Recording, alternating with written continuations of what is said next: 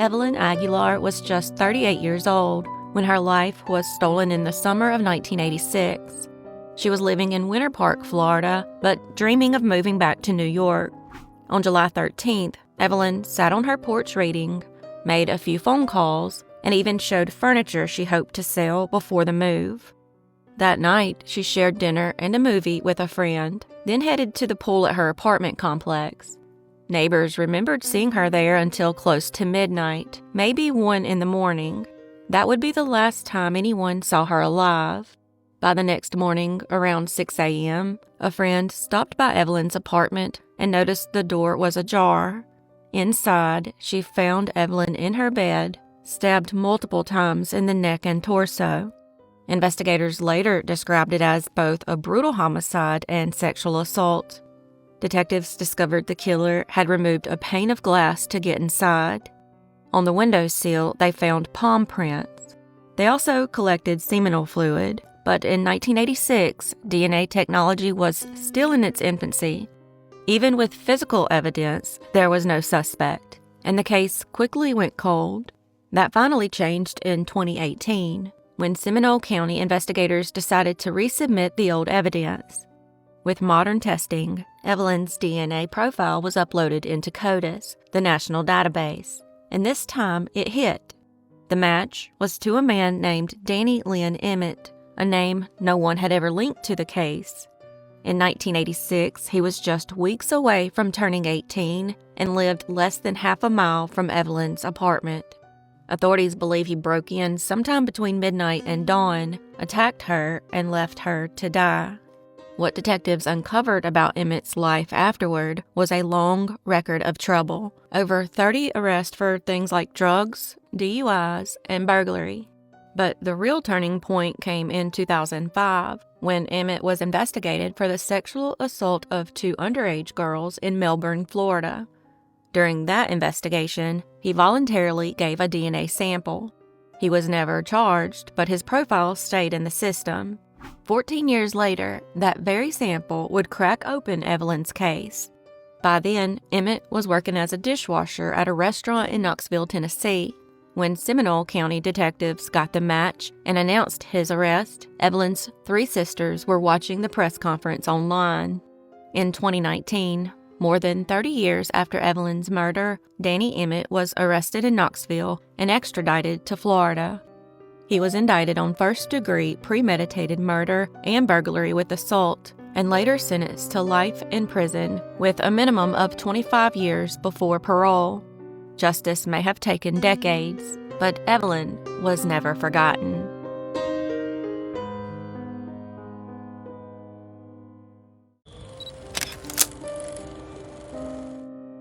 Gwendolyn Faye Smith, Gwen to those who loved her, was born on September 21, 2007, in Summerville, South Carolina. By 17, she was living in Temperance, Michigan, and had just graduated with the class of 2025 from Bedford Senior High School. She was bright, talented, and a little goofy in the best way.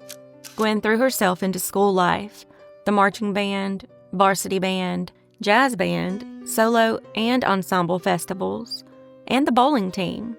She played multiple instruments with ease, but her favorite part of band was Friday nights under the stadium lights. Friends described her as creative and vibrant, someone who wanted everyone around her to be happy. But on June 14, 2025, just 3 weeks after high school graduation, Gwen's life was stolen in a completely senseless tragedy.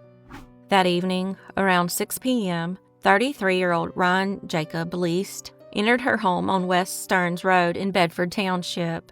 He shot Gwen multiple times before turning the gun on himself.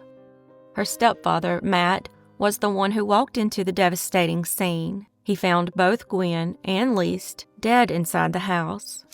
Gwen had been a big part of his life since she was a little girl, and the two were very close. Investigators quickly confirmed that Gwen never saw Leist as a romantic partner. Sheriff Troy Goodnow said the details of their relationship remain unclear, but evidence shows they'd been in contact just 5 days before the shooting. Her Her father, Levi, later revealed disturbing emails Leist had sent to his daughter. He wrote online, "I've seen enough of the emails he sent my daughter before he killed her to know it's not speculation. He deserves to rot in a special hell." At first, there was confusion about Leist's role with the school. Officials clarified he wasn't a district employee, but a volunteer coach connected through Forest View Lanes, the local bowling alley.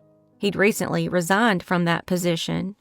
Still, his presence with the Bedford High bowling team is documented. His picture even appears in the 2024-2025 yearbook. As more details surfaced, a troubling picture of Leist began to emerge. Former classmates remembered him as a loner. Some described a pattern of disturbing behavior. One woman said he tattooed her name on his arm when she was just 15, despite them never dating. Others recalled how he pursued underage girls, gave them alcohol, and later posed as a so-called photographer, offering to take nude photos. When it comes to why this happened, the truth is there are more questions than answers. Sheriff Goodnow said the motive remains unclear. What's certain is that Gwen never considered Leist as a romantic partner.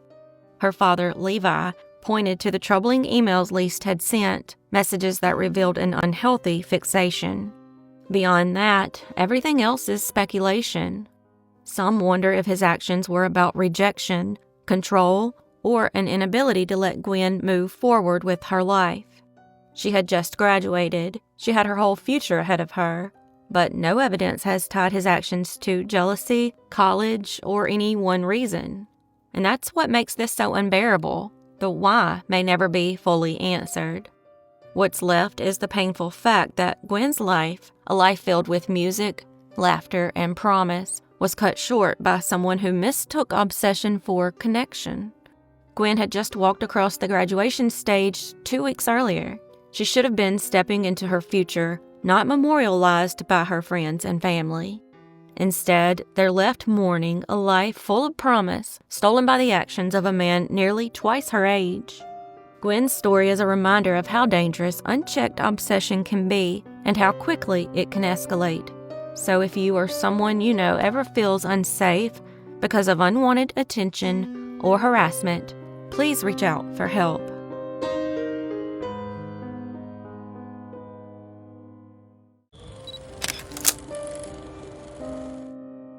"15-year-old Atif Muhammad Jr., known to family as Little Atif, was just beginning to step into young adulthood.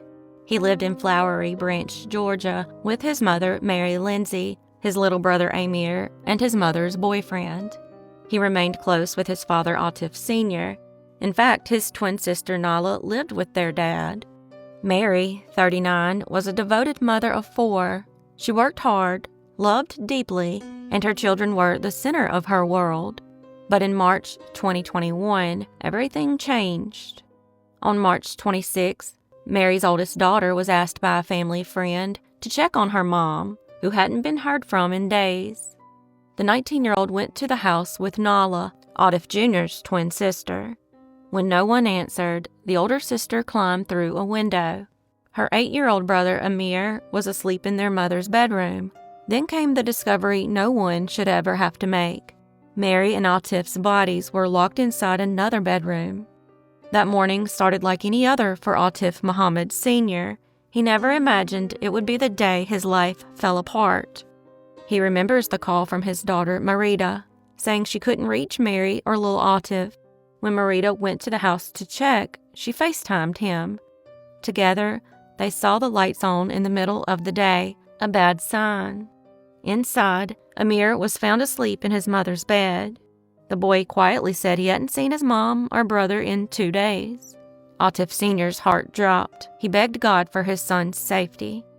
By the time he and Nala raced up the highway to the house, the scene was already swarming with police. He begged to see his son, holding on to hope he was still alive. Instead, he was told his 15-year-old namesake, his son, was gone, and Mary was gone too. Police determined Mary and Atif had been killed on March 24th. Inside the room, investigators found 3 9mm shell casings, later matched to ammunition in the master bedroom. The suspect was Mary's live-in boyfriend, William Jerome Adams. After the murders, he locked their bodies in the room, left Amir behind, and fled. Within a day, police in Laredo, Texas, arrested Adams as he tried to cross the border into Mexico. He had no passport, was using a fake name, and had stolen $2,000 from Mary's bank account.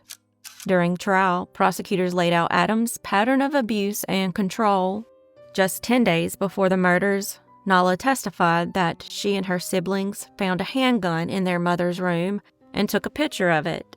Mary told them it belonged to Adams. Jurors also saw a photo Mary had emailed to herself, showing a bruise on her arm, an injury she said Adams caused. Prosecutors described him as manipulative, controlling, and violent. The jury found Adams guilty of 2 counts of felony murder and 2 counts of aggravated assault. He was sentenced to 2 consecutive life terms in prison without the possibility of parole. Mary Lindsay leaves behind 2 daughters and her youngest son, Amir. But the scars remain, a family forever changed, and a little boy who had to wake up in an empty house, never knowing his mother and brother were gone.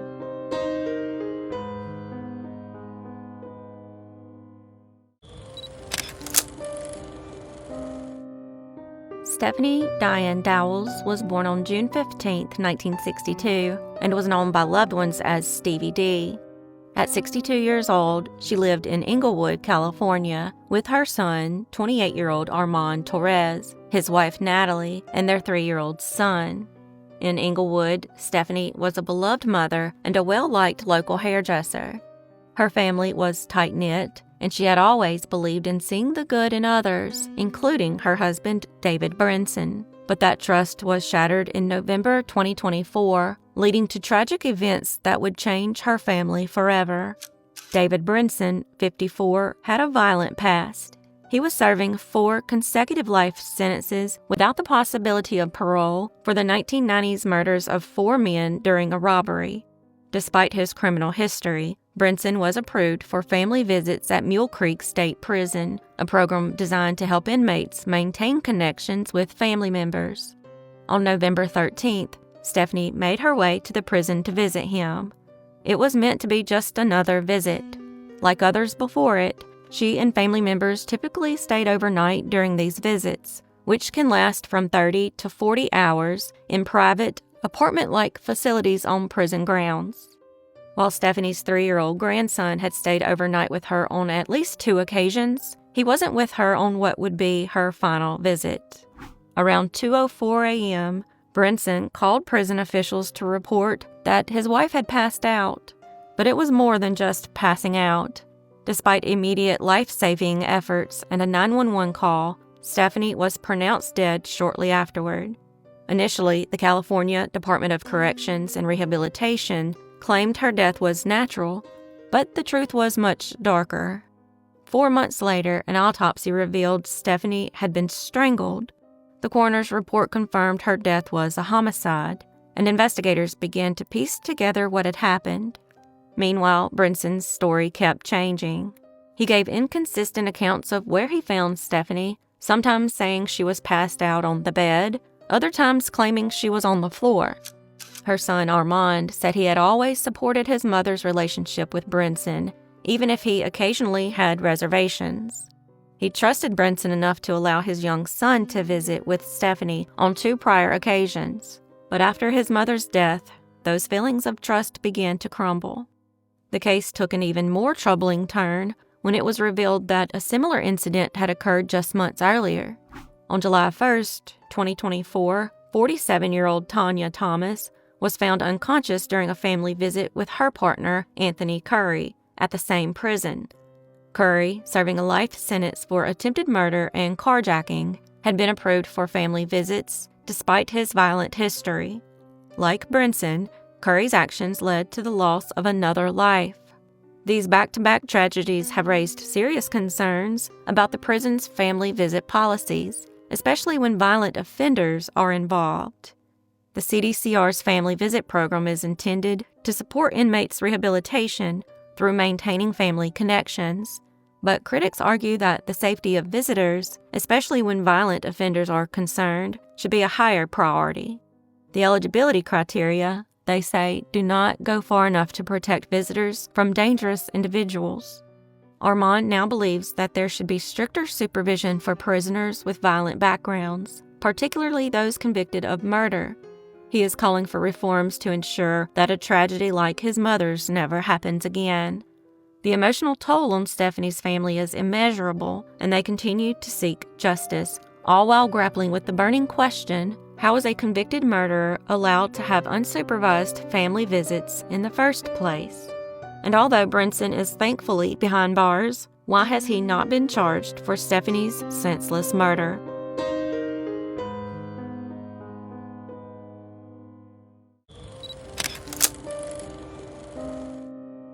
Fabio Sementilli was born on July 13, 1967, in Toronto, Canada, to Luigi and Maria Sementilli. To those who loved him, he was Big Daddy. Growing up, Fabio was full of energy and charisma. From a young age, he gravitated toward hairstyling as an art form. By his 30s, Fabio had become a trendsetter in Canada, then internationally. He worked shows across the world, trained young stylists, and inspired thousands through his role as an educator. His charm and vision carried him to Los Angeles, where he became Vice President of Education for Wella and later Coty, giants in the beauty business. What made him unforgettable wasn't just the skill of his hands, it was his heart, that smile, that booming laugh, his way of lifting others up. He was a mentor, a leader, a loyal friend, and above all, a devoted husband and father of 2 daughters, Jessica and Isabella. By 2017, Fabio was thriving, a career he loved, a family he adored, and plans to celebrate his 20th wedding anniversary with Monica. But behind that picture of success lay betrayal, secrets, and a conspiracy that would end in tragedy. On the afternoon of January 23, 2017, Fabio sat on his backyard patio when he was ambushed. Prosecutors say Robert Baker, a man his wife knew all too well, stabbed him to death, then fled in Fabio's Porsche, later found abandoned. At first, police thought it was a burglary gone wrong, but the evidence told a darker story. This wasn't random, it was a conspiracy. Fabio's wife of nearly 20 years, Monica Sementilli, was having an affair with Baker, her racquetball coach.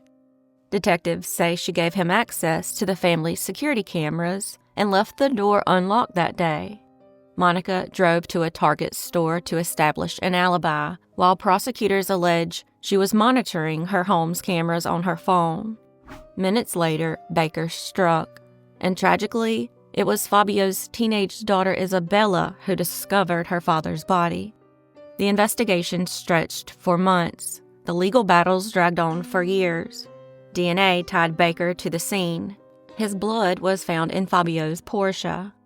Baker eventually pleaded no contest to murder with special circumstances. He admitted to killing Fabio for money and for Monica. He was sentenced to life without parole. Christopher Alston, a longtime friend of Baker's, admitted he was drawn into the plan. He pleaded guilty to second-degree murder and was sentenced to 16 years to life. Finally, Monica stood trial. Prosecutors painted her as the mastermind, the one who staged the alibi, unlocked the door, and cleared the way for Baker to kill her husband. After a 10-week trial, jurors deliberated less than 9 hours. They convicted her of first-degree murder, conspiracy, and the special circumstances of financial gain and lying in wait. Judge Ronald Cohen sentenced Monica to life in prison without parole. For Fabio's family, the verdict was justice, but also heartbreak. His sister Loretta said, "We treated her like family and she betrayed all of us. Only a demon could orchestrate the murder of a loving husband and time it so her own daughter would be the one to find him." Morella went further, calling Monica a demon who traded lust for love, family for filth, decency for destruction. And Fabio's son Luigi echoed their grief and relief. The sentence was exactly what we'd hoped for, the just outcome. This wasn't just any man taken from them. Fabio had risen from a kid in Toronto cutting hair to an international icon who carried his family's pride with him everywhere. To lose him this way was unbearable. But Fabio's daughters saw it differently. Jessica vowed to keep his memory alive while continuing to fight for her mother's appeal. Isabella, still haunted by the moment she found her father, spoke through tears about losing both parents in one day. She promised to carry on his legacy in the hair industry, the very industry he built his life around. Through them, Fabio's story continues. In a rare jailhouse interview, Robert Baker insisted Monica had nothing to do with the murder, but prosecutors pointed to thousands of texts, shared security logins, even meetings in parking lots as evidence of planning. When asked why he pleaded no contest instead of fighting the charges, Baker shrugged and said, "Due process." When pressed on remorse, he said only, "I'm not the monster." But the reality was brutal. Fabio had been stabbed 7 times, 3 wounds fatal. Fabio's legacy endures in the artistry he shared, in the countless people he mentored, in the family who still loves him, and in the memory of a boy from Toronto who became Big Daddy and never stopped lifting others as he climbed.